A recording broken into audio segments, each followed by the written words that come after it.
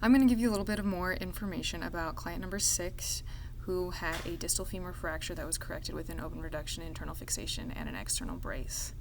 So this client used to care for her husband. They live in a rural town. They lived in a trailer, but her husband got sent to a care center, and she ended up falling, fracturing that femur, was put in a care center while it was recovering, and then during a night shift, there were some CNAs that were taking her to the restroom, and instead of pulling her in backwards into the restroom, they pushed her forwards, and her foot got caught in her wheelchair and fractured that femur again. So this client is very reluctant to return to the care center, but that's where she needs to go.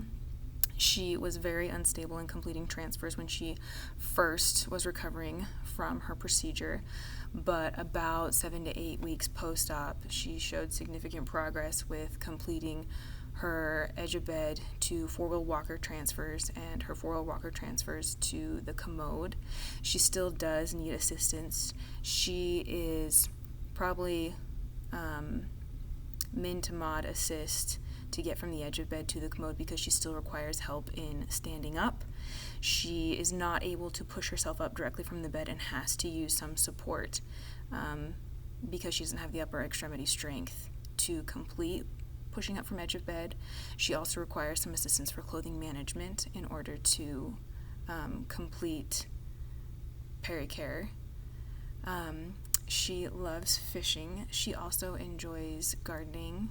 She has several plants in her room, but often they die because she is not able to get up and water them. She is about to be discharged to go back to the care center, and she has expressed some very intense concerns because she doesn't trust the people who work there at the care center. When she was actually talking about getting discharged, she showed a significant decrease in motivation to participate in therapeutic exercises. So she is very cognitively aware, she's very sharp, and she's very amiable, and she wants to participate.